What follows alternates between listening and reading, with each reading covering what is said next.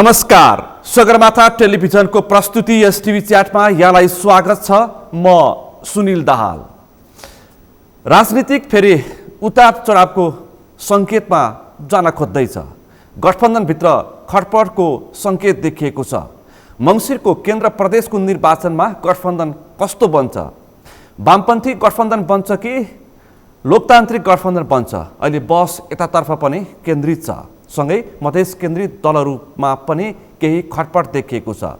उपेन्द्र यादवले नेतृत्व गरेको पार्टी पनि यतिखेर सङ्कटमा देखिएको छ। त्यसकारण उपेन्द्र यादवले सार्वजनिक कार्यक्रममा भने म लोसपासँग मिल्न तयार छु। त्यसपछि राजनीतिक वृत्तमा धेरै किसिमका टीका टिप्पणी भइरहेको छ। आज हामी यिनै समसामयिक राजनीतिक विषयवस्तुमा केन्द्रित रहेर छलफल गर्दैछौँ। आजको यो छलफलमा मसँग सहभागी हुनुहुन्छ लोसपाका वरिष्ठ नेता राजेन्द्र महतो। यहाँलाई स्वागत छ। धन्यवाद। आराम हुनुहुन्छ? अब फेरि राजनीतिक कोर्सको फेरि फरक तरिकाले चर्चा सुरु हुन थाल्यो। अब तपाईहरू कहिले मन्त्री बन्ने? आजको छलफलमा यहीबाट सुरु गर्छु। सबैको चासोको विषय यही छ। तपाईँहरू छिट्टै मन्त्री बन्दै हुन्छ। 11 बुधे तपाईँले प्रधानमन्त्री देउवालाई प्रस्तुत गरेको मागको पहिलो शर्त मन्त्री, तपाईँले पनि सुन्नुभएको छ हो? हामी त ज्ञापन पत्र दिने नै हो। तपाईँ मिडियाका मान्छे बढी सुन्नुहुन्छ। त्यो 11 बुधे ज्ञापन पत्रमा सरकारको सवाल त छैन, सरकारको प्रस्ताव पनि आएको छैन, तर मिडियामा चाहिँ आइसक्यो। त यहाँको चरित्र हो, यहाँको मिडियाको चरित्रै हो। हावामा चाहिँ समाचार लेख्ने, छाप्ने, त्यो चाहिँ मिडियाबाजी चाहिँ नेताको चरित्र र मिडियाको चरित्र आजभोलि मिल्न खोजेको होइन। त्यो असम्भव त छैन, तर त्यो चाहिँ पुरा भइसकेका छैन। त्यो चाहिँ सरकारमा प्रस्ताव आउन सक्छ, त्यसमा छलफल हुन सक्छ, सरकारमा सहभागिता हुन सक्छ, तर त्यो आइसकेका छैन, त्यो चाहिँ भइसकेका छैन। त्यो प्रस्ताव नआएको हो नि त छलफल भएको। त्यसैले मिडिया चाहिँ अलि फरवर्ड हो के, अलि पहिले नै अब अगाडि नभएको कुराहरू चाहिँ लेख्न सुरु गर्छ, भन्न सुरु गर्छ। त्यसकारण मैले भने कि राजनीतिक दलको चरित्र र सञ्चार माध्यमका चरित्रमा आजभोलि कता कता मेल मिडिया र राजनीतिको त मेल खाने नै हो। त्यो त अनुवासित सम्बन्ध न हो, त्यो त मेल खान्छ। खैर, त्यो अपना विषयवस्तुमा आउनुहोस्। अब मैले विषय किन उठाएँ भन्दाखेरि उपेन्द्र यादवले नेतृत्व गरेको 4 मन्त्रीमण्डलमा 4 जनालाई 2 जनालाई फर्काएर 2 जना चाहिँ तपाईँहरूको लोकसभाबाट मन्त्री बनाउने चर्चा बजारमा सुरु भयो। त्यसकारण मैले यो प्रश्न सिधा गरेँ। यो प्रश्न त तपाईँ प्रधानमन्त्री शेरबहादुरलाई सोध्ने हो र कङ्ग्रेस निकटका नेतालाई सोधिसकेँ मैले, र जसपालाई सोध्ने हो। त्यो सम्बन्धित उहाँहरू हो के। हामी अहिलेसम्म सम्बन्धित बनिसकेका छैन। सरकारमा 5 दलीय गठबन्धन हो, अहिलेसम्म 5 दलीय गठबन्धन नै हो। 5 दलीय गठबन्धनमा हेरफेर हुन्छ हुँदैन, कसरी हुन्छ त्यो हामीलाई थाहा छैन। हाम्रो सरकारको विषय बन्न पनि सकेको छैन अहिले। त्यसैले जति बेला प्रस्ताव आउँछ त्यति बेला हामी सोचौँला, गरौँला, केही छैन। यो 11 बुधे जुन ज्ञापन पत्र अहिले किन सान्दर्भिक भयो? त्यो त कस्तो थियो भने यो देउपा सरकार बन्ने बेलामा नै सरकार देउपाजीले समर्थन माग्नु भएको थियो। हामीले समर्थन दिँदाखेरि केही कुरा भएको थियो। यो केही सवालहरू हामीले विगत केपी ओलीको सरकारमा हुँदाखेरि हामीले उठाएका थियौँ, गरेका थियौँ। त त्यसको निरन्तरता हामीले खोजिरहेका थियौँ। जस्तै नागरिकता सम्बन्धी अध्यादेश आएको थियो, त्यो अदालतले रोका गरेका थियो। त्यसलाई संसदबाट ल्याउनुपर्छ भनेर भनेको थियो। अनि हामीले भनेका थियौँ प्रधानमन्त्रीलाई यो नागरिकता सम्बन्धी बिल चाहिँ ल्याउनुपर्छ, यो समस्या समाधान गर्नुपर्छ। अर्को मुद्दा सुधा हाम्रो झुट्टा मुद्दाहरू ल्याइएछ मधेस थरोट आन्दोलनको बेलामा।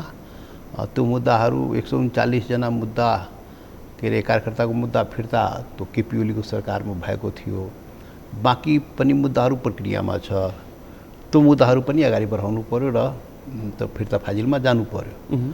लगायतका कुराहरू जति बेला त्यो सरकारमा हामीले सुरु गरेका थियौँ, त्यो बाँकी कुराहरूलाई अगाडि बढाउनु पर्यो भनेर हामी आग्रह गरेका थियौँ। उहाँले मान्नुभएको थियो, गर्छु भनेर भन्नुभएको थियो, तर त्यो कुरा अगाडि बढेको थिएन। विगतको पार्लियामेन्ट अवरोधले गर्दाखेरि, एमालेको अवरोधले गर्दाखेरि त्यो बिल नै, त्यो पार्लियामेन्टमा बिल आएन नागरिकता सम्बन्धी। अहिले त अवरोध छैन, अनि अहिले बजेट सेसन पनि अब सकिन लाग्यो, अनि हामीले त्यो बाध्य भएर स्मरण गराउनु गएको। त्यसो हो कि अस्ति वैशाख 30 को स्थानीय तहको निर्वाचनको नतिजा अलिकति त्यस्तै खालको आयो, भने जस्तो सोचे जस्तो आएन। तपाईँलाई राम्रै जनताले सबक सिकाइदिए, त्यसपछि मुद्दा विहीन भएपछि जनताले पत्याउन छोड्दा रहेछन्। त्यसकारण मङ्सिरमा हुने केन्द्र प्रदेशको निर्वाचन लक्षित 11 बुँदे ज्ञापन पत्र हो भनेर मानिसहरूले टिप्पणी गरिरहेका छन्। तपाईहरू के सिक्नु भएको, के बुझ्नु भएको, मतलब पुरै के मानसिकता बनाउनु भएको, खै बुझ्नै सकिएन। सबक सिकायो रे, के गर्यो रे, के भन्या तपाईँले? मत नआएपछि कहाँ मत नआएको, कसरी मत नआएको? मत आएकै हो नि त। मत आयो, मत आयो, तर कति आयो, कति सिट आयो? प्रतिस्पर्धामा सिट सङ्ख्या महत्त्वपूर्ण। कस्तो छ भने दाहालजी, अलि अध्ययन सदन गरेर कुरा गरे ठिकै होला। त मिडियामा त्यस्तो आइरहेछ के? एक त हाम्रो लागि भन्ने हो भने मधेसवादीको कुरा तपाईँ गर्नुहुन्छ, हाम्रो पार्टीको कुरा गर्नु सङ्केत त्यही नै हो सिधै। त हामी एक ठाउँमा भएको भए त व्यापक के अरे रिजल्ट राम्रै आउँथ्यो। जसपा एक भएको भए त एक विभाजन भयो, विभाजन हुँदाखेरि त विभाजित पार्टीको त अप्ठ्यारो हुन्छ नि त। त्यो अप्ठ्यारो भएको अरू प्रतिकूल अवस्थामा त निर्वाचनमा हामी त गएकै हो नि त। त्यो सही हो नि। तपाईँले भन्न खोजेको त्यसमा पनि उपेन्द्र र महन्त ठाकुर अथवा उपेन्द्र र राजेन्द्र महतो फरक छ। त्यसकारण मत विभाजन भयो, सिट सङ्ख्या घट्यो। तपाईँले भन्न खोजे त्यही नै हो, तर मुद्दा महत्त्वपूर्ण भयो भनेदेखि सिट सङ्ख्यामा खासै फरक पर्दैन मेरो प्रश्न। त्यो मुद्दा त महत्त्वपूर्ण छँदै हो। तपाईँ मत घट्यो, यो म पटक भन्छु, यहाँका शासक सम्भ्रान्त र त्योसँग मानसिकता बोक्नेहरूले यो देशमा जुन सवालहरू छन्, अधिकार पहिचानका सवाल बोक्ने पार्टीहरू सकिजाओस्, त कुनै हिसाबले सकिजाओस्, नसके पनि सक्यो भन्ने त्यो चरित्र चाहिँ देखेँ मैले भन्न खोजा के भने हाम्रो अब सिटै सङ्ख्या भन्ने हो भने 26वटा त थियो लास्ट पहिलेको तुलना त पहिलेको भने गर्नुपर्छ। 26मा 16 आयो, 10वटा हाम्रो गुम्यो। के अरे शब्द चयन मैले त्यसरी गरेँ, गुम्यो। पहिले नै गुमिसकेका थियो। चुनावभन्दा पहिले नै 10वटा हाम्रो उपेन्द्रजी कहाँ गइसकेका थियो। त जब 26मा 10 गइसक्यो र 16 आयो भनेपछि त हामी बराबरैमा हो नि त। कसरी गुम्यो त? राजनीतिमा बन्नुपर्ने कि घट्नुपर्ने? त्यो त पहिले नै गइसकेको हो। अहिले निर्वाचनमा गएको होइन कि निर्वाचनभन्दा पहिले नै गएको हो। जब पार्टी विभाजन भयो 26मा 10वटा त हाम्रो त्यही उपेन्द्रजीसँग बस्यो नि त। उपेन्द्रको जसपामा गयो त 16वटा बाँकी थियो, 16वटा सिट आयो, 16 सिट अहिले आयो भनेपछि त कसरी? यदि त्यो त कुरा त्यसरी हामी गन्दैनौँ। तपाईहरू सिट गर्नुहुन्छ त त्यो गन्दाखेरि त्यसरी गर्ने पनि त हुन्छ नि। 26 थियो, 10 गयो, 16 बाँकी थियो, 16 आयो लोसपाको, त भने त हुन्छ नि त। अनि पुरा प्रचारबाजी गरिरहेछ, जनाधार गुम्यो रे, यो भयो। लोसपाको सिट सङ्ख्या घटेसँगै जनाधार पनि गुम्सियो। त्यो जानकारी राख्नुपर्छ नि त। 26मा 10 त पहिले नै गइसकेका थियो। हामीले यसरी जानकारी राख्छौँ कि त्यसैले मधेस प्रदेश केन्द्रित पार्टी हो, त्यसको सिट सङ्ख्या घटेपछि हामी कस्तो छ बढ्नुपर्छ मुद्दाको आधारमा भन्छौँ। घटेपछि चाहिँ अब जनमत कसरी घट्दैन? घट्नुपर्छ नि त। 5 सालसम्म हामी कुनै सङ्गठनको काम गर्न सकेनौँ। राजपा बनायौँ, त्यहाँ पनि सङ्गठन काम भएन। जसह बनायौँ, त्यहाँ पनि सङ्गठन काम भएन। लोसह बनायौँ, त्यहाँ पनि भएन। र सङ्घर्षको काम पनि भएन। न सङ्गठन भयो न सङ्घर्ष भयो, केही पनि काम भएन। भनेपछि खालि टुटफुट एकता हुँदै गयो, सङ्गठन काम अगाडि बढेन। त त्यसको त असर त पर्नुपर्छ नि त। त्यो हिसाबले पनि र विभाजनको हिसाबले पनि त्यो स्वाभाविक हो। तर सिट सङ्ख्या भन्दाखेरि 26 थियो, 10 पहिले नै हामीले छोडिसकेका थियो, 16 बाँकी थियो, 16 सिट आयो। त्यो हिसाबले गणना गरे पनि हुन्छ नि। फेरि हाम्रो यहाँको मानसिकता म भन्छु तपाईँलाई नै सहयोग हुने गरी म प्रश्न गर्छु। हाम्रो चाहिँ मानसिकता के छ भन्दाखेरि, प्रश्न सोद्धाखेरि जब मधेस केन्द्रित जसले राजनीति गर्छ उसको सिट सङ्ख्या र जनमत घटेपछि अब चाहिँ राजनीतिक रूपमा सङ्कटग्रस्त हुन थालेछ त्यो पार्टी, अथवा महन्तले नेतृत्व गरेको अथवा राजेन्द्र महतोले नेतृत्व गरेको पार्टी, भूपेन्द्रले नेतृत्व गरेको पार्टीमा चाहिँ अब जनताले पत्याउन छोडेछन् भनेर हामी सिधा त्यसरी बुझ्छौँ क्या। बुझ्नुहोस्, त्यही बुझ्नुहोस्, राम्रो त्यही हुन्छ, त्यही बुझ्नुहोस्। किनभने त्यो मानसिकताबाट अब चल्दैन, चल्दैन। अब त इन टोटलमा यो देशको अवस्था जसरी हुन्छ त्यसरी मधेस पनि हुन्छ, मधेसी पनि हुन्छ, आदिवासी जनजाति पनि त्यही अनुसारको हुन्छ, थारू पनि त्यही अनुसारको हुन्छ, बाहुन क्षेत्री पनि त्यही अनुसारको हुन्छ। देशको शासन कस्तो हो, देशको शासन कसरी चलिरहेको छ त्यसमा अब निर्भर गयो क्या। अब त मधेस अलग, अब छुट्टा छुट्टै हामी सोच्ने अवस्थामा छैनौँ। अब मधेस छुट्टै, थारू छुट्टै, जनजाति छुट्टै, उत्तीर्ण परेको छुट्टा छुट्टै अब नसोच्ने, नगर्ने। अब इन टोटलमा यो देश थोरै थपी हिमाल पहाड तराई पनि नसोच्ने, देश नेपाल सोच्ने, देश नेपाल सोच्ने। त्यही देश नेपाल भित्र त देश नेपाल त नेपाल बन्दै बनेन, त्यो न सवाल हो। अब खुद्रमा कुरा नउठाउने के, अब खुदरिया कुरा नउठाउने, साना साना कुरा मतलब पार्सियल मतलब छुट्टै छुट्टै नउठाउने के। किन छुट्टै उठाउँदाखेरि यहाँका शासक वर्गले, नस्लवादी चिन्तन सोच बोकेका शासक सम्रान्तहरूले मधेसको कुरा उठाउँदाखेरि हामीलाई विखण्डनवादी भनिदियो, साम्प्रदायिक भनिदियो, होइन? त्यो थारूलाई के भनिदियो, जेलैमा हालिदियो। त्यो जनजातिलाई त असभ्य नै भनिदियो। यो त जान्दै जान्दैन केही, असभ्य के भन्छ। भनाइको मतलब के भने यहाँ शोषण उत्पीडनमा परेका जनता जब छुट्टा छुट्टै अस्तित्वको लडाइँ, अधिकारको लडाइँ, पहिचानको लडाइँ जब गर्छ, त्यसलाई यहाँ डिभाइड एन्ड रुल त्यो शासकको चरित्र हुन्छ। डिभाइड एन्ड रुल गर्ने र शासन गर्ने। अब तपाईँले ठिक भन्नुभयो दाजु, नेपालको कुरा गर्नु। अब नेपालको कुरा गर्नुपर्छ के, अब छुट्टा छुट्टा कुरा गर्नुहुन्न। अब नेपालको कुरा गर्दा, नेपालको कुरा गर्दाखेरि के मैले बुझेँ भने नेपाल देश नै बनेको छैन। नेपाल भनेको सबै नेपालीको भनेपछि नेपाल हुन्छ नि त। सबै नेपालीको नेपाल हुन्छ। मेरो बुझाइको नेपाल सबै नेपालीको लागि बन्नै सकेन के। यो सम्पूर्ण हिमाल पहाड तराई मधेसका यो देशको जनता, यो भूगोलमा बस्ने जनता, नेपालको भूगोलमा बस्ने जनता सबैको लागि नेपाल बनाइएन। समस्या त्यहाँ हो के। त्यसै समस्याको उपर छुट्टै मधेसले मधेसको कुरा गर्यो, थारूले थारू कुरा गर्यो, शेर्पा तामाङ राई लिम्बू गुरुङ भोटे मगर नेवारले आफ्ना आफ्ना सवाल उठाए, दलितले आफ्ना सवाल उठाए, विभिन्न बाहुन क्षेत्रीले आफ्ना कुरा उठाए, सबैले आफ्ना आफ्नै ढङ्गले कुरा उठाए नि त। तर अब के हुन्छ भने, अब के सोच्नुपर्छ भने नेपाल बन्नुपर्छ। नेपाल बनेन, भूगोल बन्यो। 270 वर्ष पहिले भूगोललाई एक ठाउँ मिलाएपछि नेपालको भूगोल बन्यो। तर भूगोल मात्रै देश बन्दैन नि। त्यो भूगोल हाम्रो, त्यो भूगोलमा बस्ने जनता हाम्रो होइन। त्यो भूगोल हिमाल पहाड तराई मधेसका त्यो सम्पूर्ण भूगोल नेपालको भूगोल भयो। त्यो भूगोलभित्र बस्ने सबै जात जाति धर्म वर्ग समुदायका जनता अनि नेपाली नहुने, नेपाली जस्तो बराबरको व्यवहार नगर्ने, राज्य सत्तामा त्यसको सहभागिताको सवाल नगर्ने, अनि विभिन्न प्रकारका विभेद गर्ने, अनि एकल चिन्तन सोचबाट शासन चलाउने, नस्लवादी चिन्तन, एकल नस्लवादी चिन्तन सोचबाट शासन गर्ने, त्यो नेपालको समस्या। त्यसकै एजेन्डा बोक्ने तपाईँहरू पनि शासन सत्ता, तिनै शासन सत्ता चलाउनेसँग मिल्दिने, त्यसपछि एजेन्डा हराउने।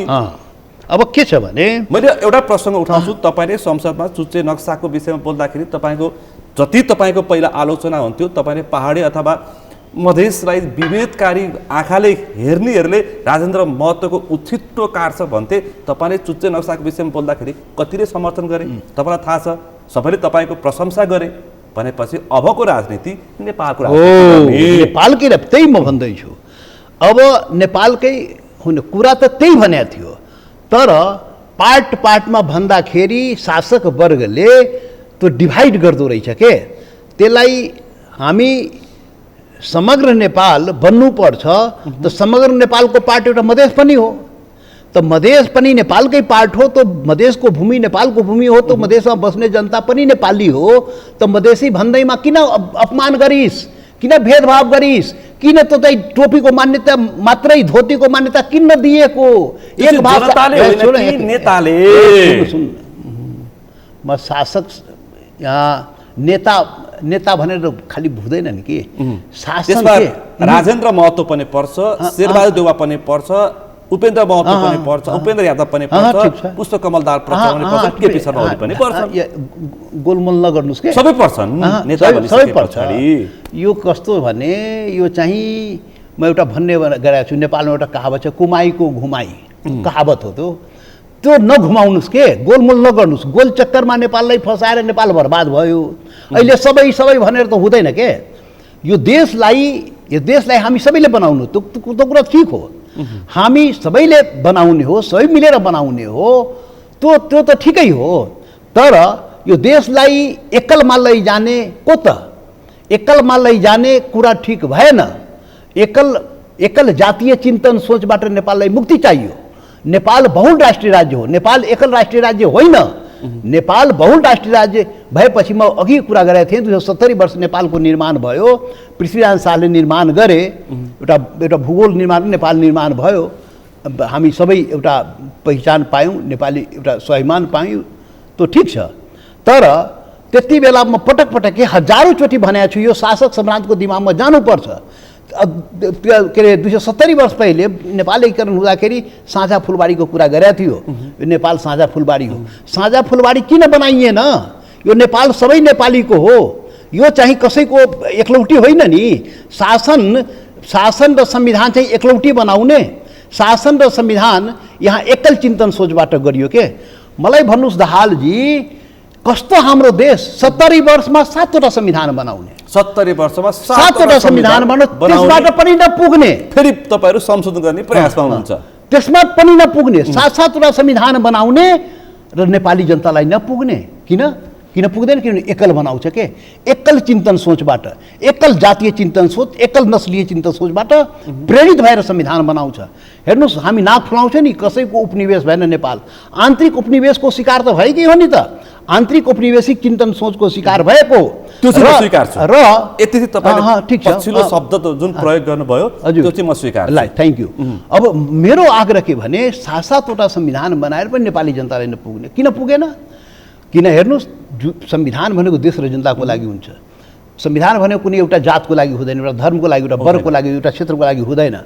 संविधान भनेको जुन देशको संविधान त्यो देशको जनताको लागि हुन्छ, 3 करोड नेपाली जनताको लागि हुन्छ। अनि त्यो मधेसले जो त्यो संविधानमा आफ्नो अपनत्व खोज्यो कि हाम्रो कुरा पनि राख, र त्यो कुन कुरा भने यी काङ्ग्रेस एमाले माओवादी जब 64 साल फाल्गुन 16 गते मधेसले जब आन्दोलन गरेको थियो, त्यो आन्दोलनताका ल संविधान सभाबाट बन्ने संविधानमा यो कुराहरू लेखिन्छ, अब चाहिँ कुनै प्रकारको विभेद हुँदैन, अब यी संविधान सभाबाट बन्ने संविधान हामी लेख्छौँ भनेर गिरिजाप्रसाद कोइरालाले हस्ताक्षर गरे। त्यति बेलाको प्रधानमन्त्री नेपाली काङ्ग्रेस सभापति प्रचण्ड महाराज यी माओवादीका नेता छेउमा बसेर सही गरायो। अर्को एमालेका त्यति बेलाका नेता माधव नेपाल अगल बगलमा बसेर सही गरायो। प्रचण्ड हुनुहुन्थ्यो, अन्त पुष्पकमल दाहाल हो, अहिले दाहाल हुनुभयो, ठिक भन्नुभयो। अहिले तपाईँको पुष्प मिल्नुभयो, त्यति बेला प्रचण्ड भनेको प्रचण्डै थियो, त्यस कारण त हस्ताक्षर भयो। बिल्कुल तपाईँ भन्न सक्नुभयो। अनि त्यति बेला अब मधेस पनि मेन स्ट्रिममा आउँछ। अब मधेसप्रति जुन विभेद गरियो त्यो हुँदैन। यो धोतीले पनि मान्यता पाउँछ, दाउरा सुरुवाल टोपीले त मान्यता पाएकै छ, धोतीले पनि पाउँछ, त्यहाँको भाषा संस्कृति वेशभूषाले मान्यता पाउँछ। त्यो देशको एउटा पार्ट हो, त्यो भूमि नेपालको भूमिमा, त्यहाँ बस्ने जनता पनि नेपाली हो। त्यो अनुहार हेरेर चाहिँ तिमी विदेशी, तिमी भारतीय, इन्डियन छैन। अस्ति वैशाख 30 को स्थानीय तहको निर्वाचनले वीरगञ्ज महानगरपालिकामा राजेश मान सिंह र काठमाडौँ महानगरपालिकामा बालेन्द्र शाहलाई जिताएर जनताले प्रश्न तपाईलाई सुन्नु न, जनताले त जहिले पनि दिएकै छ नि। मधेसको सन्दर्भमा गैर मधेसीलाई त मधेसले जहिले पनि जिताएर पठाएकै छ नि। तपाईँ मनाङ मुस्ताङबाट यो त तपाईँ यो पालि जुन भन्नुभयो चुनाव, यो त बालेन्द्र शाह त परिवर्तनको सङ्केत हो।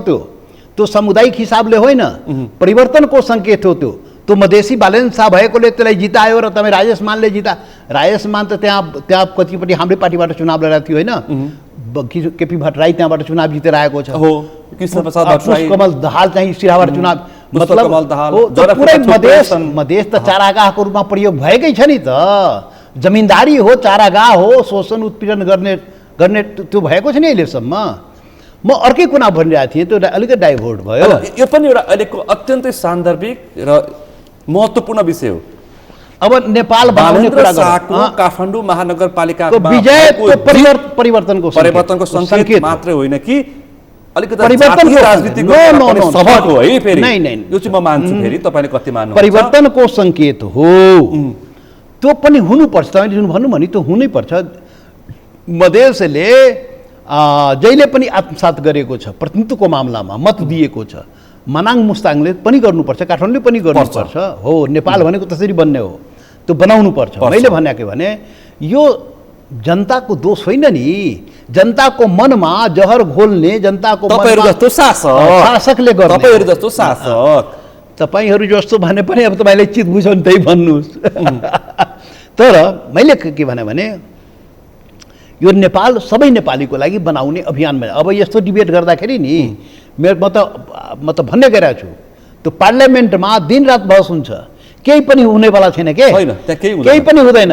घन्टौँ घन्टा कराउँछन् नेताहरू, सांसदहरू, एक पैसा न तलमाथि हुन्छ त बजेटको, न एउटा सद परिवर्तन हुन्छ। सञ्चार माध्यमलाई समाचार बनाउने बस के हुँदैन, नेपाल बन्दैन। म त्यही संसदमा भनेको थिएँ अरे 70 वर्षदेखि बजेट त हामी ल्याएछौँ नि त। 70 वर्षदेखि प्रत्येक साल बजेट ल्याउने, नीति कार्यक्रम ल्याउने, तर परिवर्तन के भयो? नेपाली जनताको जीवनमा के परिवर्तन भयो? दुनियाँ हामी के अरे यो आवधिक बजेट बनाएको 70 वर्ष भयो। हामी पछि त्यो बजेटहरू बनाउने, लोकतान्त्रिक कुरा गर्ने, उपनिवेशबाट मुक्ति पाउने ती देशहरू त कहाँ पुगिसके। समृद्धि त्यो देश त एकदम, त्यहाँको जनता समृद्ध भए, देश समृद्ध भए। नेपाल कङ्गाल भयो किन? नेपाल दुर्गतितर्फ गयो किन? 50 लाख हाम्रा के अरे नौजवान किन विदेशमा गएर रोजीरोटीको चक्करमा जानुपर्ने?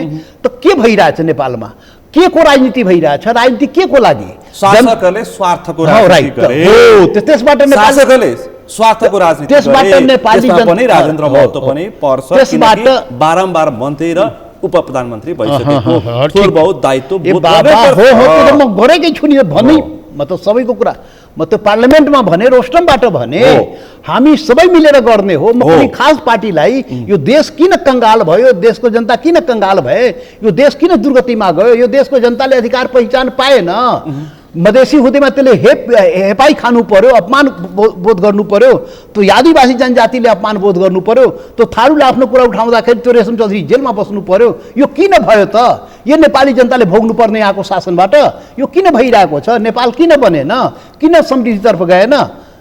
यो कुरा हामी कुनै एउटा पार्टी, कुनै एउटा नेता, कुनै खास व्यक्ति विशेषले आरोप लगाएर हुँदैन। या हामी सबै यसको लागि जिम्मेवार हौँ। हामी यो देशमा जति राजनीतिक कर्मीहरू छन्, राजनीतिक पार्टीहरू सबै जिम्मेवार हो। आफ्नो मात्रा कम र बेसी मात्रै न हो। त हामी पनि त्यो एउटा यो शासन सत्ता तपाईँको शब्दमा हामी पनि त्यसको अङ्ग पार्लियामेन्टमा छौँ, सरकारमा जान्छौँ, सरकारमा जाने तयारीमा छौँ, लगायतका कुराहरू आफ्नो ठाउँमा छँदैछ। त फरक के छ भने मन्त्री हो अहिले चाहिँ? फरक के हो भने सुन्नुहोस्, फरक के अलिकति कुरा खुस्किहाल्छु, अलिकति कुरा खुस्किहाल्छु। कति 50 चोटि कतिचोटि हो, कति छोड्नुहोस् त। अब चाहिँ देउवाको नेतृत्वको सरकारमा कतिवटा 50 चोटि हुन्छ। कतिवटा मन्त्री पाउँदै हुन्छ तपाईँले? त्यो मलाई थाहा छैन। त्यो प्रस्ताव आएपछि बताउँला। ए ल, देउपाको प्रस्ताव आएपछि तपाईँहरू डाइभर्ट नगर्नुहोस् के, बिचमा हल्को बनाउने यो चरित्र यो ठिक भएन के। अब म कुन लाइनमा जाँदै थिएँ बिर्सिहाल्यो। के भन्दै थिएँ भने मधेसको मुद्दा, मधेसको मुद्दा मैले सम्झाइदिएँ। मन मिल्नु पर्यो, मत मिल्नु पर्यो, तपाईँको आशय त्यही थियो। त मैले मन र मत मिलेको छैन। मैले भन्न खोजेको भने यो हामी सबै जिम्मेवार त्यसको लागि, हामी सबै जिम्मेवार हो। खालि मात्रामा तलमाथि हो। म पनि सरकारमा योभन्दा पहिले अहिले पनि सरकारमा जाने कुरा तपाईँले भनिहाल्नुभयो। अहिले देउपाको प्रतिनिधि तपाईँ नै हुनुभयो, फेरि दाहालको प्रतिनिधि पहिले हुनुहुन्थ्यो, अहिले देउपाको प्रतिनिधि हुनुभयो। सरकारमा हामी गइरहेछौँ, हामीलाई थाहा छैन, तपाईँ पठाउनु भयो, ठिक छ। प्रस्ताव आएपछि सरकार पनि जाउँला, यी सरकार पनि जाउँला, केही छैन, जाने हो, बिल्कुल जाने हो। योभन्दा पहिले केपी ओलीको सरकार पनि म गएको थिएँ। 18 दिन कि 17 दिन? 18 दिने। 18 दिने प्रधानमन्त्री भएँ म। जुन दिन बहाली भएँ अनि सरकारको म प्रयोग के गरेँ, कसरी गरेँ थाहा छ तपाईँलाई? जब कुर्सीमा बचे प्रधान केपी ओलीको प्रधानमन्त्री भएर अनि तपाईँ जस्तो मिडियाले मलाई सोध्न आयो, अब के गर्नुहुन्छ, ऊ प्रधानमन्त्री हुनुभयो, अब के एजेन्डा तपाईँको, के हो कार्यक्रम? मैले भने यो देश एकल चल्दैन, बहुराष्ट्र, यो बहुराष्ट्रिय राज्य यो हो र अब बहुराष्ट्रिय राज्यको स्थापनाको लागि देशमा राष्ट्रिय मुक्ति क्रान्ति गर्नुपर्छ। म कुर्सीमा बस्ने बित्तिकै त्यो कुरा मैले भने, त म उपप्रधानमन्त्रीको कुर्सीमा बसेर मैले आफ्नै कुरा गरेँ, म आफ्नै त्यो जनताकै कुरा गरेँ। यो देश बर्बाद हुने कारण त्यो हो। उपप्रधानमन्त्री भएर पनि त्यही कुरा गरेँ, सडकमा पनि त्यही कुरा गरेँ, संसदमा पनि त्यही कुरा गरेँ। त सरकारमा गएर हाम्रो भूमिका त्यही हुन्छ, आफ्नो कुरा राख्ने, सङ्घर्ष गर्ने, लड्ने। त सरकारको पाठ त भइयो, तर जिम्मेवारी त हाम्रो आफ्नै जिम्मेवारी वहन गर्ने अवस्थामा गयो नि त। त्यो गर्दाखेरि यहाँ पुतला जलाइयो, एकदम पुरा के भयो के मेरो विरुद्धमा त्यति बेला यो किन बहुराष्ट्रिय राज्य कुरा गरेको? याद गर्नुहोस्, संसदमा तपाईँले चुच्चे नक्साको बारेमा बोल्दाखेरि तपाईँको स्वागत भएको थियो, तपाईँले सामाजिक सञ्जालमा तपाईँले कति प्रशंसा पाउनुभएको थियो। फेरि सरकारमा जानु, फेरि आफ्नो यहाँ त लाज चरित्र तपाईँले प्रस्तुत गर्नु, दाहालजी लाज लाग्नु पर्ने थियो के? त्यो चुच्चे नक्सा कुरा गर्नुभयो नि। मैले भने देश बेचुवाहरू यहीँ छ, यहीँ बसा छ देश बेचुवाहरू, देश बेच्नेहरू, तिनीहरू त लाज लाग्यो नि त। त्यही भन्दैछु म भने 58 वर्ष पहिले यो चुच्चे नक्सा पहिले नेपालको नक्सामा थियो र यो 58 वर्षमा कुन देश बेचुवाले देश बेच्यो? त्यो देश बेचुवा त्यही नेपाल देशमा बसिरहेको छ, त्यही संसदमा बसिरहेको थियो नि त। अनि त्यो कुरा त नेपाली जनताले सिधा थाहा पाए नि त, थाहा पाए हैन? हो। अहिले जुन एकल राष्ट्रिय राज्यको कुरा, यो एकल जुन शासन चलेको हो, यो कुरा पनि बुझ्छ, नबुझ्ने होइन नि। यो देश सबैको हो, कुन नेपालीले मान्दैन यो कुरा? शासक सम्राट एक्लै चलाएकोले पनि बुझ्नुपर्छ, यो देश सबैको हो, सबैको देश बनाउनु पर्यो, नेपाल सबैको बनाउनु पर्यो, नेपाल नेपालीको बनाउनु पर्यो। त्यसको लागि यो देशको शासन र संविधान सबैलाई हुने गरी बनाउनु पर्यो। गोली ठोकेर त्यो जनता, जुन जनताको लागि संविधान बनाउने, त्यसैलाई गोली ठोक्ने, संविधान घोषणा गर्ने, दिवाली मनाउने अनि नाक फुलाउने। अरे तपाईँ संविधान बन्नुभन्दा पहिले काङ्ग्रेस एमाले माओवादीले अब संविधान सभाबाट बन्ने संविधान सबैको लागि बन्छ भनेर भन्नुभएको होइन? स्वायत्त प्रदेशहरू पाउँछ, अधिकार सम्पन्न प्रदेश पाउँछ, शासनमा समावेशी समानुपातिक प्रयत्न हुन्छ, लगायतका सबै कुरा, सबै के अरे वेशभूषा लगायत सबै भाषा संस्कृति सबैको मान्यता हुन्छ, सबै कुरा लेखिएको थियो सम्झौतामा। काङ्ग्रेस एमाले माओवादी तिनटैले गरेको थियो सम्झौता। मलाई भन्नुहोस् कस्तो बेइमानहरू छन् यिनीहरू? सम्झौता गर्यो काङ्ग्रेस एमाले तिनटै मिलेर सहमतिले, हामीसँग गरेको थियो 64 साल फाल्गुन 16 गते 8 बजे सम्झौता। जब संविधान बन्यो नि संविधान सभाबाट, अनि के भन्छ भने ल यो त संविधान सभाले संविधान बनायो, अनि त्यो कुराहरू छोड्यो के? संविधान भन्दा पनि पछाडि पर्यो, सर्यो, राइट? नेपालको अन्तिम संविधानमा पनि त्यो कुरा राखियो। अनि संविधान सभाबाट संविधान बनाउने बेलामा यो बेइमानहरू के भन्छ भने ल यो संविधान सभाले 90%ले संविधान बनाएको नि त। अरे 90% को थियो त? यी काङ्ग्रेस एमाले माओवादीको प्रतिनिधि थिएन त्यहाँ? तिनीहरू पनि जनता हो नि त। अरे त्यो सम्झौता गर्ने काङ्ग्रेस एमाले माओवादी होइन, ती पार्टीका प्रतिनिधि होइन, त्यो विधायक के अरे सभासदहरू, के भन्छ नि संविधान सभा बसेका सदस्यहरू। त्यसैले यो भएन, यो बेइमानी भयो के? जनताका प्रतिनिधि तर पार्टीको प्रतिनिधि पनि त हो नि त। उसको पार्टीले सही गर्ने, नेताले सही गर्ने, अब अधिकार पहिचान दिन्छु भनेर बनाउने बेलामा संविधान सभाले बनायो, त्यो संविधान उसैको थियो। त्यो संविधान सभा त कि काङ्ग्रेस एमाले माओवादीको थियो नि त। अनि तिनीहरू संविधान बनाए, त यो बेइमानी हो के? यो बेइमानी, यो किन बेइमानी भइरहेछ? त्यसको पछाडि एउटा मात्रै कारण हो के? यो मानसिकता जुन हो नि, एकल हो, एकल जातीय चिन्तन सोच, नस्लवादी एकल नस्लवादी चिन्तन सोच। प्रति प्रश्न गर्नुपर्छ मैले, उताबाट हेर्दाखेरि एकल, यताबाट हेर्दा पनि एकल, दुवै एकल। दाहालजी जब तपाईको नजरबाट उता हेर्दा पनि एकल, उनीहरूको नजरबाट तपाईलाई हेर्दा पनि एकल। जब म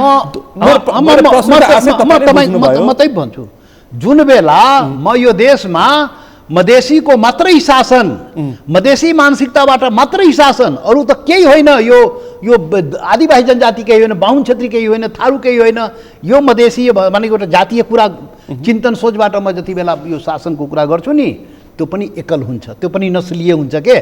कुनै एउटा नस्लीय चिन्तन सोचबाट शासन गर्नु, कुरा गर्नु, त्यो जो भए पनि मधेसी भए पनि त्यही नस्लीय हुन्छ, कुनै पनि भए त। त्यसैले एउटा एकल कुरा गर्नुहुन्न के, एकल चिन्तन सोचबाट कुरा गर्नु। हिजो म एकजना राष्ट्रिय सभाको सदस्यसँग बसेको थिएँ, उहाँले एउटा नयाँ प्रस्ताव के ल्याउनु भयो छलफलमा भनेदेखि, अब जसले उहाँ आदिवासी जनजातिको मुद्दा उठाउने व्यक्ति, अब आदिवासी जनजातिको मुद्दा चाहिँ बाहुन क्षेत्रीले उठाउने, बाहुन उठाइदिएको भए त हुन्थ्यो नि त। क्षेत्रीको मुद्दा चाहिँ अब आदिवासी जनजातिले उठाउने, यसरी गर्दा चाहिँ समस्याको हल हुन्छ। एउटा कुरा भनौँ, उहाँले एकदम राम्रो कुरा, अत्यन्तै एकदम बिल्कुल अचुक उपाय, एकदम राम्रो जस्तो लाग्यो मलाई चाहिँ। तपाईँलाई कस्तो लाग्छ? एकदम राम्रो, यो भएको पनि थियो। अब यसरी तपाईकै विषय उठाएर यसरी सुरु गर्नु पर्यो। तपाईकै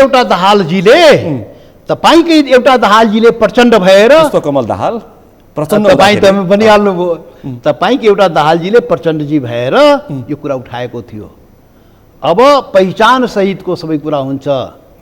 यो चाहिँ 12 वर्षे 10 वर्षे जनयुद्धमा तामसालिङ पाउँछ, नेवा पाउँछ, के थियो नि त्यहाँ त थियो, 7वटा कस्टलको मधेस पाउँछ, थरवट पाउँछ, सबै पहिचान पाउँछ, पाउँछ, अधिकार पाउँछ। यो देश अब सबैको देश बन्छ। अनि 17,000 मान्छे कुर्बान भयो नि त त्यो अधिकार पहिचानको लागि। अब नेपाल सबै नेपालीको लागि बन्ने हो। त्यो हिमाल पहाड तराई मधेसका 17,000, त्यसमा माओवादीका भनौँ केही त सुरक्षा निकायका थियो 5-10 हजार, सबै नेपाली हुन्, त सबै नेपाली हुन् होइन। जो शहादत दियो जनयुद्धमा, जो शहादत सरकारी पक्षबाट त प्रतिरोधमा गयो, तर मुद्दाको लागि जसले शहादत दियो जनताको भनौँ नि, यो माओवादी जनयुद्धका कार्यकर्ताहरू, त्यो हिमाल पहाड तराई मधेसमा बस्ने आखिर 17,000 मान्छे त त्यो उसमा लडाइँमा त गयो नि त। त यो अब नेपाल सबै नेपालीको लागि बन्छ, त्यही एजेन्डा थियो वास्तवमा। आफ्नो भाषामा माओवादीले त्यही कुरा भने त्यति बेला। अब नेपाल सबै नेपालीको हुन्छ, सबैले अधिकार पहिचान पाउँछ, यो देश एकल रहँदैन। तर त्यो प्रचण्डले बोलेको थियो, तर प्रचण्ड जब दाहाल भयो यो सबै कुरा समाप्त भयो। के भन्नुहुन्छ तपाईँ? यो त कुरा त राम्रो हो। अब त आदिवासी जनजातिको कुरा बाहुनले उठाइदिने, मधेसीको कुरा के अरे आदिवासीले उठाइदिने, थारूको कुरा हामीले त्यो सबैको सबै कुरा उठाइदिने, त्यो त राम्रो कुरा हो नि त। तर बेइमानी हुँदो रहेछ के, कुरा पनि बेइमानी नहुने गरी मुद्दा उठान गर्नु पर्यो। बेइमानी नहुने गरी अब यो देशमा एउटा कुरा हुनुपर्छ। अब के हुनुपर्छ हेर्नुहोस्, म भन्ने गरेको छु 1% को विरुद्धमा के अरे 99% को विरुद्धमा 1% छ के, 99% को विरुद्धमा 1% शासक सम्भ्रान्त भन्छु नि म, शासन गर्ने। यो सबै जनतालाई, सबै बाहुनलाई सबैले फल गाली गरेर हुँदैन के, हुँदैन। अब जनता स्मार्ट भइसक्यो, म त्यही भन्दैछु, जनता बुझ्ने भइसक्यो, गालीको राजनीति अब पताउनेवाला चल्दैन। त्यसैले दोषी 1% हो वास्तवमा। यो शासनलाई विकृत गर्ने, एकल चलाउने, आफ्नो स्वार्थमा पार्टीलाई दुरुपयोग गर्ने, शक्तिलाई दुरुपयोग गर्ने, त्यो 1% हो। 1% भर्सेस 99% हो के। 99% जनता पीडित जनता हो यो देशमा। अब म भन्छु यो देशमा एउटा आन्दोलन चाहिन्छ के, म भन्ने अझै पनि एउटा अन्तिम आन्दोलन राष्ट्रिय मुक्ति क्रान्ति। राष्ट्रिय मुक्ति क्रान्ति भनेको सबै, यो सबै प्रकारको विरोध मुक्ति चाहियो। सबै प्रकारको जति अनाचार, दुराचार, भ्रष्टाचार, विभेद छ, अन्याय, अत्याचार, जनताको पहिचानमा सङ्कट, अधिकारमा सङ्कट, यो जति छ नि, यो विभिन्न प्रकारका के अरे उसबाट चाहिँ नेपाली जनताले मुक्ति चाहियो। राष्ट्रिय मुक्ति आन्दोलन त्यसको लागि गर्नु पर्यो, राष्ट्रिय मुक्ति क्रान्ति। राष्ट्रिय मुक्ति हैन, म अलिकति मैले प्रश्न अर्को थपेँ। तपाईँले राष्ट्रिय मुक्ति क्रान्तिको आन्दोलनको विषय उठाउँदाखेरि मैले एकजना विश्लेषक डाक्टर राजेश अहिराजलाई प्रश्न गरेको थिएँ। यो लोसपाका लोकतान्त्रिक समाजवादी पार्टीका नेता राजेन्द्र महतोले के विषय उठान गर्न खोजेको भन्दाखेरि उहाँले राजनीतिक स्वार्थ पूर्ति गर्ने अर्को एउटा फन्डा मात्रै राजनीतिमा प्रस्तुत गर्न खोजेको हो, केही हुनेवाला छैन। उहाँका सबै यस अगाडिका सबै बिजनेस समाप्त भयो, नयाँ बिजनेस प्रारम्भ गरेको राजनीतिमा भन्नुभयो। अब के भन्नुहुन्छ? त्यो त ठिकै हो नि, त्यो त अब तपाईँ चिनेकै मान्छे हो, बुझेकै मान्छे हो, मधेस बुझेकै मान्छे हो। त्यसमा म कुनै टिप्पणी छैन। कसको लागि प्रयोग भइरहेको, के कुरा किन गरेको, त्यो मैले भन्नु केही छैन। त्यो राजको बारेमा मलाई टिप्पणी गर्नु कुनै जरुरी नै छैन। उहाँले दिएको प्रतिक्रियामा चाहिँ तपाईँलाई कस्तो लाग्यो मेरो प्रश्न? कुनै पुनः प्रतिक्रिया महत्त्वपूर्ण कुरा उठाउनु भएको छ त त्यो फेरि। तपाईँले लाग्यो होला महत्त्वपूर्ण, तपाईँलाई लागेको छैन? मलाई के लाग्छ त कसको इसारामा कुन निर्देशनमा के कुरा गर्नुहुन्छ दुनियाँलाई थाहा छ। राजको बारेमा दुनियाँलाई थाहा भइसकेको छ नि त, त्यसैले उसको बारेमा उसको टिप्पणी गर्नै बेकार छ के। अब अगाडि आफ्नो कुरा गर्नुहोस् तपाईँ। अब अरू कुरा गरौँ, समय पनि अलिक कम हुँदै गयो। अब फेरि पार्टी एकताको कुरा आयो फेरि क्या। पार्टी एकता तपाईँहरू चाहिँ उद्धारकर्ता, अब एउटा तपाईँ उद्धारकर्ता तपाईँहरू चाहिँ कसको भन्नुहोस् त? उपेन्द्र यादवको हो। अहिले सामाजिक सञ्जालमा राजनीतिक बहसमा अब कति उद्धार गरिरहेको फेरि गएर खोज्दै हुन्छ। अस्ति उहाँको पार्टी फुट्दाखेरि हामी गएर उद्धार गरेकै थियौँ। केपी शर्मा ओलीको नेतृत्वको सरकारको वरिपरि हुँदाखेरि तपाईँले उद्धार गर्नुभयो। अब फेरि जनकपुरबाट फेरि एकताको कुरा आयो, एकताको कुरा आयो। फेरि उहाँको पार्टीमा खलबल के भइरहेको छ अरे। डाक्टर भट्टराई र अशोक राईले पेल्दै हुनुहुन्छ। के भइरहेछ नि, त्यति फेरि अब एकता कुरा गर्नुभयो। एकता गर्ने फेरि पार्टी फोड्ने, त्यही धन्दै उहाँको के भन्ने। फेरि तपाईँ चाहिँ चरको विरोधी है फेरि, होइन? त्यो अस्ति म एकता गराइदिएँ, राति एकता गराइदिएँ के। तपाईँ विरोधी तपाईँ रे फेरि।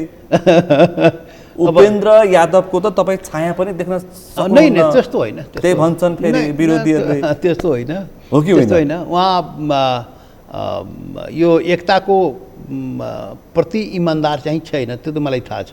छैन, किनभने अस्ति पार्टी फुट्दाखेरि एकता कुरा गर्दाखेरि केही कुरा नभए पनि एकता हामी घोषणा गराइदियौँ र पार्टी विभाजनबाट जोगायौँ के। तर एकता भइसकेपछि फेरि उहाँ निर्वाचन आयोगमा दौडेर चाहिँ पार्टी विभाजन गराउनु भयो के। त्यो पार्टीभित्र विवाद भयो नि त, केपी ओलीको सरकारमा त्यति बेला प्रतिगमन अग्रगमन त के थियो नि। हामी माग मुद्दा लिएर जान्छौँ, उसले यो हुँदैन, यी कुरा विवाद भयो। तपाईँहरू त्यसबेला प्रतिगमन आदि जे होस् भन्नुभयो तपाईँले। ठिकै छ। अब त्यो अदालतले अब कुन कुरा प्रतिगमन कुन अग्रगमन त्यो भनेपछि त्यो अब त्यो अनुसार भयो। मैले भन्ने त्यो पनि स्पष्ट पार्नुपर्छ है। पहिलो संसद विघटनमा तपाईँले प्रतिगमन, तपाईँको शब्दमा प्रयोग भएका भाषाहरू हामीले समाचार बनायौँ। दोस्रो संसद विघटनमा तपाईँले त्यसलाई चाहिँ अग्रगमन भनेर सत्तामा जानुभयो, 17 दिन मन्त्री बन्नुभयो। म त्यति बेला भने प्रतिगमन माथि प्रतिगमन भनेको थिएन, सबै प्रतिगमन माथि प्रतिगमन। त्यो प्रतिगमन बाहेक अरू देशमा भएको के छ भन्नुहोस् न। प्रतिगमन बाहेक के भएको त्यो सरकारमा त चुनावी सरकार सम्झना हामी गएको दुईवटा कुरा थियो। एउटा चुनावको लागि भयो, अब चुनावी सरकार हो त ठिकै छ, चुनाव गराउन जाउँ। अर्को अब हाम्रो माग मुद्दा सरकारले सम्बोधन गर्छु भनेको थियो। हामी 139 जना कार्यकर्ता मुद्दा जो छुटाउनु पर्ने थियो, कुनै पनि सरकारले गरिदिएन, अनि ती कार्यकर्ता अब उसको के दोष थियो भनौँ न। सब मुद्दा लगाइदिएको छ, परेशान छ, देश बाहिर भागिरहेछ। त्यो 139 जनाको मुद्दा फिर्ता गरायौँ। नागरिकता जो लाखौँ त्यो जन्मसिद्धका सन्तानहरू जो बाबुआमा नेपाली नागरिक उसको सन्तानले पाइरहेको थिएन, त्यसको समस्या थियो, त्यो चाहिँ अध्यादेश जारी गरायौँ लगायतका कुराहरू थियो नि त। त्यो एउटा माग मुद्दा सम्बोधन गराउन, अर्को चाहिँ चुनाव गराउने सरकार हो। फेरि अर्को प्रश्न गर्नुपर्छ मैले, यदि राजेन्द्र महतोलाई आफ्नो मुद्दा आफ्ना कार्यकर्ता जेलबाट छुटाउन सक्ने अवस्था सिर्जना भयो भने उनीहरूले राज संस्था पनि स्वीकार्छन् सम्म भने मान्छेहरूले सामाजिक सञ्जालमा। तपाईँहरू केपी ओलीको 17 दिने सरकारमा जाँदाखेरि अब राज संस्था पनि स्वीकार्छन्। यदि राजाले पनि यो काम अथवा यो विषयमा यो मुद्दाहरूमा म स्वीकार्छु भने राजेन्द्र र महन्त ठाकुर अब राज संस्था स्वीकार्छन् भनेर प्रतिक्रिया दिएका थिए। हामीलाई त के फरक पर्थ्यो र? हामीलाई त सुन्नुहोस् न, अब तपाईँ त्यही सुन्न चाहनुहुन्छ हो। राज संस्था भनेको अब यो त भन्न नहुने त भन्नुहोस् न, जनताले सुन्न चाहन्छन्। हामी मधेसलाई म त 270 वर्षको कुरा गर्दैछु। मैले पृष्ठभूमि भन्दा पनि म त्यही बुझ्न चाहन्छु। म 270 वर्षको कुरा गर्दैछु। म पृथ्वीनाथको कुरा गरेँ। एकता गर्यो, ठिक छ, साझा नेपाल बनाउनुपर्छ भन्यो, के भन्छ यो साझा फुलबारी बनाउनुपर्छ भन्यो। तर त्यसपछिको कुनै पनि शासक वर्गले त्यो गरेन। 104 वर्षको राणा शासनले गरेन, ऊ पनि एकल नस्लीय शासन चलायो। त्यसपछि पञ्चायत राजा महाराजा जुन राजा कुरा गर्नुभयो उसले पनि एकल नस्लीय शासन चलाए। त्यसपछि लोकतन्त्र आयो, लोकतन्त्रदेखि गणतन्त्रसम्म अहिले पनि एकल नस्लीय शासन चलिरहेको कसरी चलिरहेछ, यो भन्नुपर्छ र। त्यसैले राजा महाराजा र राज संस्थाको कुरा अरे मधेसलाई त एज ए मधेसी जनजाति थारू सब मतलब उत्पीडन परेको जनता, उत्पीडन परेको जनतालाई त कल्याण राज संस्थाले पनि कहिले गरेको छ? त्यो भागभन्डा तपाईँहरूले दाहाल कोइराला ओली तोलीले राजासँग मुख चोचमा चोक मिलाउने अनि के भन्छ नि घाँटी एकै हो भनेर भन्ने त्यही कोइरालाहरू होइन त। तपाईँहरूको स्वार्थ सिद्धि भएपछि त राजा महाराजा सब एक, स्वार्थ सिद्धि भएपछि लडाइँ आपसमा भएको छ नेपालमा। त यो मधेसलाई के भन्नु छ बेकारमा? यो कुरा लहरो तान्दा पहरो जान्छ के? पुरा नगर्नुहोस् के? त्यसमा त्यसैले मधेसीलाई नउठाउनुहोस् के? आज पनि स्वार्थको लडाइँ हो के? राजा र तपाईँहरूको बिचको स्वार्थको लडाइँ हो, लडाइँ रहन्छ तपाईँहरूको बिचमा। र यसमा मधेसी आदिवासी जनजाति मुस्लिम थारू जो उत्पीडन परेको हो त्यो उत्पीडन पनि त्यो शासनकालमा पनि थियो, तपाईँको शासनकालमा पनि त्यही हो। त्यसले हामीले के फरक पर्छ र? त्यसले शासनकालमा पनि मधेसबाट प्रतित्व हुन्थ्यो, थारूबाट पनि प्रतित्व हुन्थ्यो, जनजातिबाट पनि प्रतित्व हुन्थ्यो। अब तर पुरानो विषय भयो। आज कस्तो न सुन्नु प्रतिनिधित्व 1000 मा एउटा राखिदियो भने समावेशी त भयो नि त। त्यही हो, त्यही हो। आज म तपाईँले दाहालजी भन्छु, यो शासन छ नि एकल शासन, एकल जातीय शासन, हिम्मत छ भने श्वेत जारी गरोस्। यो देशको कार्यपालिका, व्यवस्थापिका, न्यायपालिका र सरकारका सबै अङ्गहरूमा देश चलाउने को त श्वेत जारी गरोस्। जातीय आधारमा, सामुदायिक आधारमा गरोस् श्वेत जारी। के तपाईँ के पाउनु छ हेर्नुहोस् न। यसरी ढाकछोप गर्ने, यसरी तपाईँ त्यो देखाउने। अरे हाम्रा पीडा, यो देशमा उत्पीडनमा परेको मान्छेको पीडा, जनताको पीडा कसले समाधान गर्छ? जसले गरे उही उसको लागि मसिया हुन्छ के? गरोस् न देउपाजी, गरोस् न दाहालजी कोइरालाजी। राजा महाराजा त विगत त्यति सैकड़ों वर्षमा गरेन त उसबाट के हामी आशा गर्ने हो? त्यसैले त्यो कुरा नगर्नुहोस् के? पीडा लाग्छ के? त्यसरी भन्न मिल्दैन। यो चाहिँ हल्को ढङ्गले यहाँ कुरा भइरहेको छ के?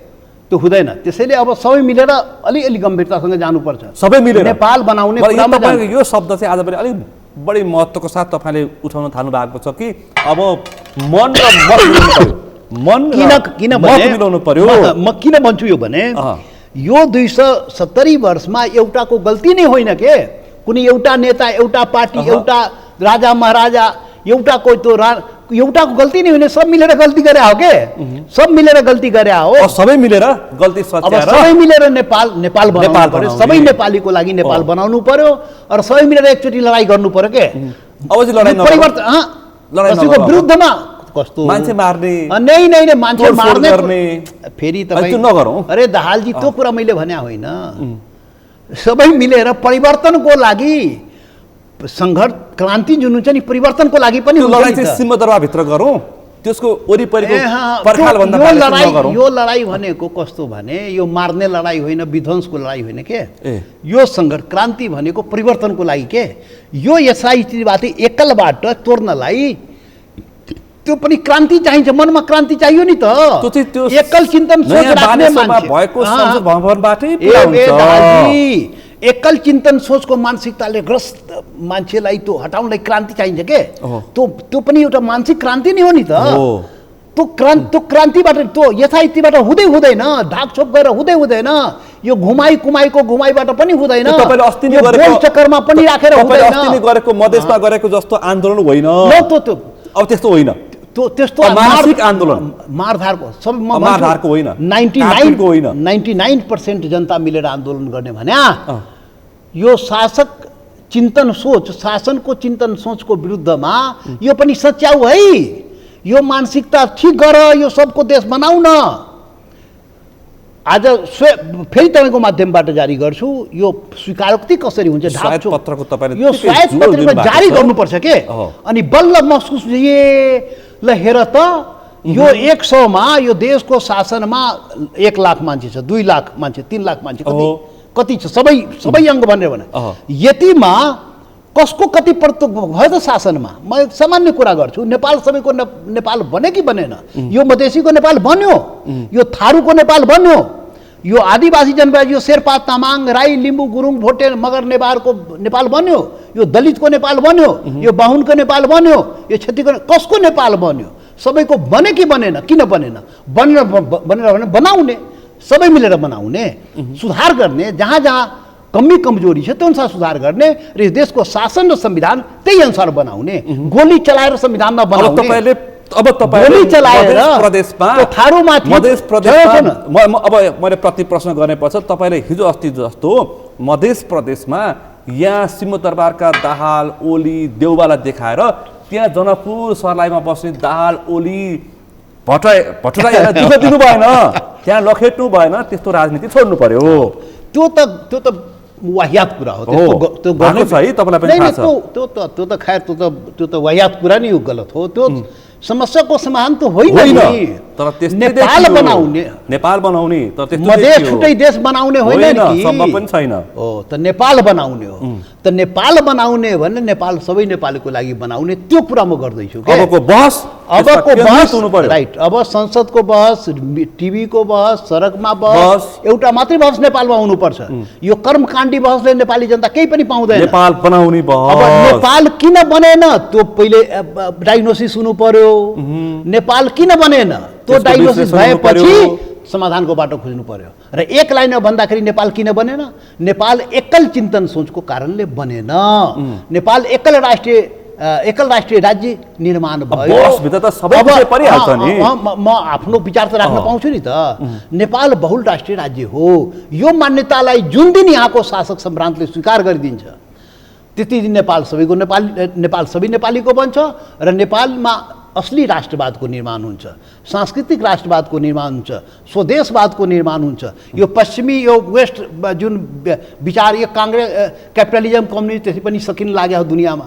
नेपालमा यी काङ्ग्रेस कम्युनिस्टले क्यापिटलिजम जुन देशमा कम्युनिस्टको सिद्धान्तकार छन् थिए तिनी देशमा कम्युनिस्ट शासन छैन, त्यही त सकिन लाग्यो भन्ला। त्यो अमेरिका सबभन्दा सम्पन्न राष्ट्र पुँजीवादको नमुना होइन, त्यहाँ परिवर्तन हुँदैछ।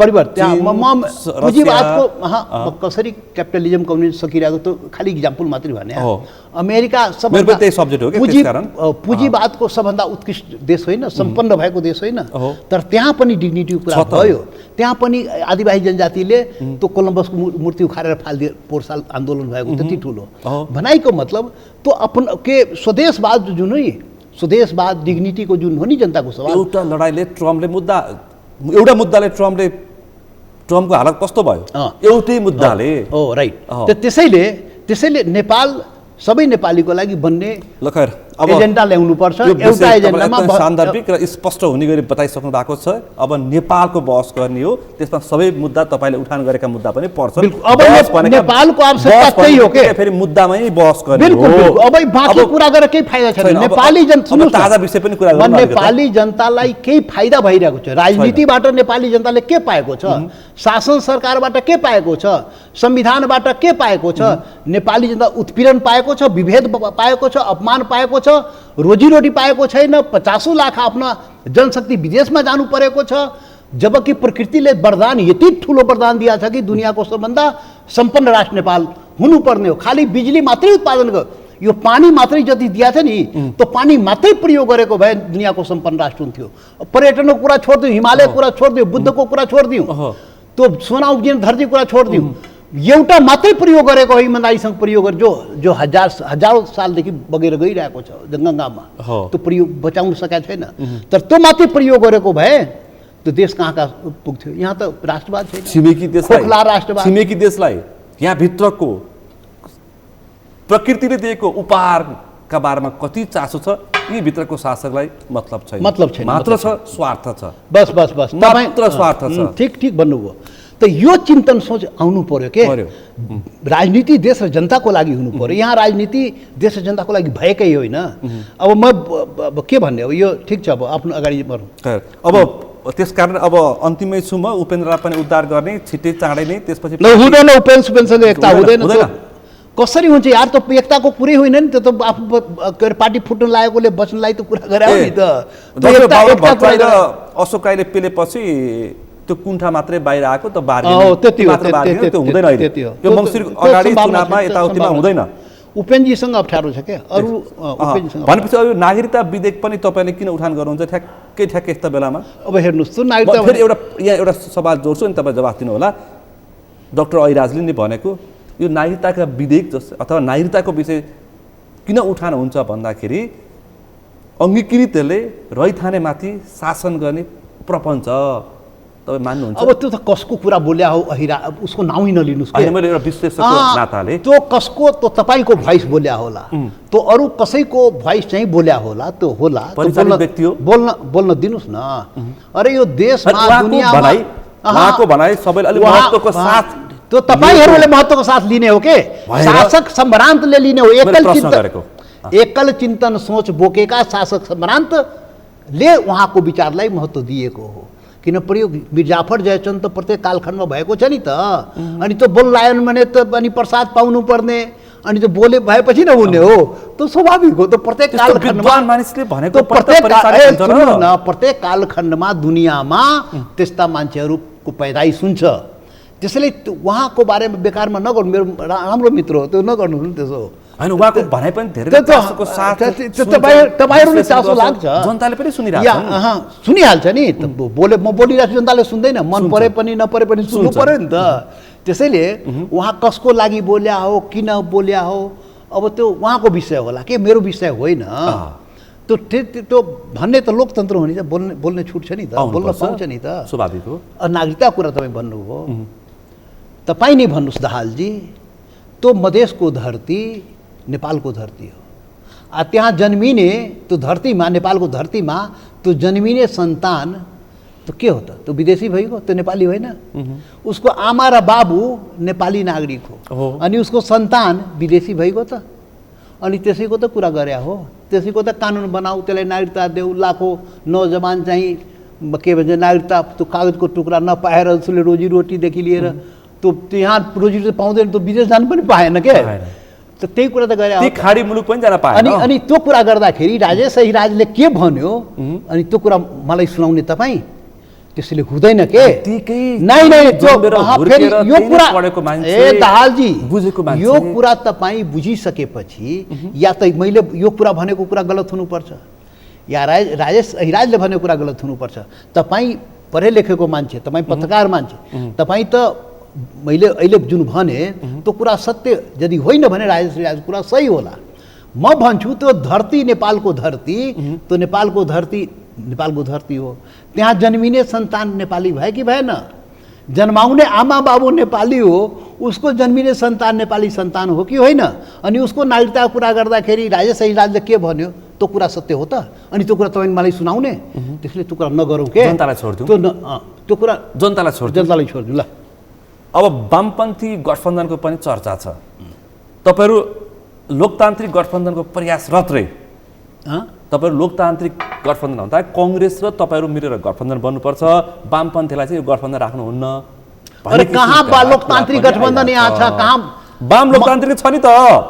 अरे त छैन। यो त के मतलब? यो त किन लोकतान्त्रिक छुट्टै भन्नु पर्यो, किन वामपन्थी छुट्टै भन्नु पर्यो? यहाँ त खिचडी लोकतान्त्रिक वामपन्थी त के गठबन्धन? चुनाव जित्नु पर्यो नि त। त्यसैले त्यो लोकतान्त्रिक र वामपन्थी शब्दै प्रयोग नगर्नु। अब होइन, कसै किन गर्नुहुन्छ तपाईँ? या त लोकतान्त्रिक हुन्छ या वामपन्थी हुन्छ। अरे न मर्द न जनाना, यो त नपुंसक जस्तो कुरा भयो नि त। के हो यो लोकतान्त्रिक वामपन्थी? या त लोकतान्त्रिक या वामपन्थी, अनि लोकतान्त्रिक पनि वामपन्थी पनि। त्यो त त्यसैले दुईवटा शब्द प्रयोग किन गरे बेकारमा? त्यही प्रयोग भइरहेछ चुनावमा, त्यही प्रयोग सिट जितेर आइसके। यो त आएनन्। पुष्पकमल दाहाल, माधव कुमार नेपाल, झलनाथ खनाल, चित्रबहादुर केसी। लोकतन्त्रलाई नेपालमा धजी उडाउनु छ भने लोकतन्त्रको धजी नेपालमा उग्राइन्छ के। उपेन्द्र यादव, सुन्नु न दाहालजी, म के भन्दैछु, लोकतान्त्रिक मूल्य मान्यताको धजी यदि उडाउनु छ भने नेपालमा उग्राइन्छ के। यो चाहिँ धजी उडाउने र दलीय मूल्य मान्यताको चाहिँ उपहास हुने हो भने नेपालमा भइन्छ के। यहाँ त पार्टी सिस्टममा भनिन्छ नि, पार्टी हो पनि लोकतन्त्रमा, दलीय व्यवस्थामा दलको नीति सिद्धान्त आदर्शप्रति जनता समर्पित हुन्छ, जनता त्यसलाई मान्छ, अनि त्यसलाई समर्थन गर्छ, त्यसलाई मतदान गर्छ। एकैछिन बीचमा पत्रकारहरूको बडा अप्ठ्यारो छ के। यो पुरा त हुन दिनुहोस् न, सोध्नु होला, यो पुरा त हुन दिनुहोस्। मैले भने सठिक जवाफ खोज्छन् तपाईहरु चाहिँ पृष्ठभूमि होइन, पृष्ठभूमि होइन, यहाँ समस्या पर्छ के। कस्तो मैले आफूले भनेको कुरा पुष्ट गर्नु पर्यो के। अँ। मैले भने मजाक भयो, लोकतन्त्रको मजाक, के अरे मतको मजाक भयो कि लोकतान्त्रिक पार्टी सिस्टमको मजाक भयो। न पार्टी प्रति नीति सिद्धान्तको आधारमा यदि जनता प्रतिबद्ध हुने हो र मतदान गर्ने हो भने यहाँ त लोकल इलेक्सनमा हेर्नु भएन, पार्टी गठबन्धन गरेर तपाईँले भने बहुरङ्गी गठबन्धन गर्यो एउटा नि, अनि मेरो पार्टीले भोट नदेऊ ऊ पार्टीलाई भोट देऊ भन्नु भन्छ। झापामा ओलीको पार्टीलाई हराउन सबै एकातिर, रोल्पामा माओवादीलाई हराउन सबै अर्कोतिर, त्यो समेत गठबन्धन भयो। त्यो जनताले कसैलाई हराउन जिताउन जान्न सक्छ, तर पार्टीले होइन मेरो पार्टीलाई भोट नदेऊ त्यो पार्टीलाई भोट दियो। त्यो लोकल इलेक्सन भएको थियो के। त जनता त त्यो पार्टी तपाईँको पार्टीको नीतिबाट समर्पित, आदर्शबाट समर्पित भएर तपाईँको पार्टीमा लाग्यो। ठ्याक्कै तपाईँ अर्को पार्टीलाई भोट दियो भन्नुहुन्छ त जनताले कति पीडा भएको होला। त त्यो कामहरू पनि हामीले यहाँ गरे हो लोकल इलेक्सनमा। तपाईँहरू गठबन्धन सही जाने हो अब मङ्सिरमा हुने। अब देश गठबन्धनमा गएपछि हामी के गर्ने? गठबन्धन बाहिर बाध्यता हो, जित्नै पर्छ। लोकल इलेक्सन एक्लै त लडाइ भेटिहाल्यो नि त, देखिहाल्यो। त्यसैले गठबन्धनमा देशै गएपछि जानै पर्यो नि त। त्यसैले हामीलाई दुवै तर्फबाट प्रस्ताव आएको छ। केपी ओलीबाट पनि आएको छ, काङ्ग्रेसबाट पनि आएको छ। अब दुईटैसँग छलफल गर्ने, र जहाँ पार्टीलाई फाइदा हुन्छ त्यो काम गर्ने। कुरै क्लियर अब सीधा हो। यस हिसाबै किताब हो, जहाँ हिसाब किताब मिल्छ सिटको त्यहाँ जाने हो। गठबन्धन सबैले गरिरहेको छ, हामी पनि गर्दिनँ, के फरक पर्छ। आज तपाईँले मैले जे चाहेको थिएँ त्यसलाई स्पष्ट हुनेको जवाफ दिनुभयो के। जवाब त स्पष्ट हुने गरे प्रश्न आउनु पर्छ, किनकि जहाँ फाइदा ती राजनीति अब होइन। त्यो गठबन्धनको राजनीति त्यही नै हो, चुनावको राजनीति, सिटको तालमेलको राजनीति जित्नु पर्यो। सिटको तालमेलमा जहाँ जुन पार्टीले जहाँ सुविधा हुन्छ त्यो गर्छ नि। तपाईँको अभिव्यक्ति अलिक गलत भयो के। तपाईँ कुन ठाउँमा कुन शब्द प्रयोग गर्ने त तपाईँ जान्नु भएन के। चुनावको तालमेलमा त्यस्तै हुन्छ। अनि तपाईँ अर्को सेन्समा भन्नुभयो के, जहाँ फाइदा हुई के सेन्समा भन्नुभयो? जनताको सेन्समा भने मैले जनताले जहाँ फाइदा हुन्छ नेता त्यही गरेर सम्झौता गर्छ भनेर बुझ्छ। अनि जनताको भाषा अब यो तपाईँलाई तर यो विषयवस्तु पनि अब नेपाली जनताको लागि रहेन। गठबन्धन कसले गर्यो, कसले कति सिट जित्यो, को सरकार बनायो, को सरकार परिवर्तन भयो, कुन सरकारमा को गयो, जनतालाई मतलब यो जनताको मतलबको विषय नै होइन के। जनताको मतलबको विषय जुन अघि मैले उठाएँ नि, त्यो जनताको मतलबको विषय, त्यसमा कुरा गर्नुपर्छ। ल फेरि एकदिन छुट्टै छलफल गरौँला। आजको यो समय र संवादमा सहभागिता जनाइदिनु भयो, महत्त्वपूर्ण विषय प्रसङ्गमा स्पष्ट जवाफ दिनुभयो, त्यसको लागि विशेष रूपमा आभार व्यक्त गर्न चाहन्छु। ल धन्यवाद। आज हामीले विशेष गरी यो पछिल्ला राजनीतिक घटनाक्रम, सत्ता गठबन्धन, लोकसभाको 11 बुँदे माग, त्यसको आवश्यकता र त्यसमाथि भएका टिका टिप्पणी, गठबन्धन यता हुन्छ कि उता हुन्छ, यिनै विषयवस्तुमा केन्द्रित रहेर छलफल गऱ्यौँ। आजको छलफलमा मसँग सहभागी हुनुहुन्थ्यो लोकतान्त्रिक समाजवादी पार्टीका नेता पूर्व उपप्रधानमन्त्री राजेन्द्र महतो। आजको विषय प्रसङ्ग यति नै। भोलि अर्को विषय प्रसङ्ग साथै एसटिभी च्याट ल्याउने बाचा गर्दै म सुनिल दाहाल पनि बिदा चाहन्छु। सगरमाथा टेलिभिजन हेर्दै गर्नुहोला। नमस्ते।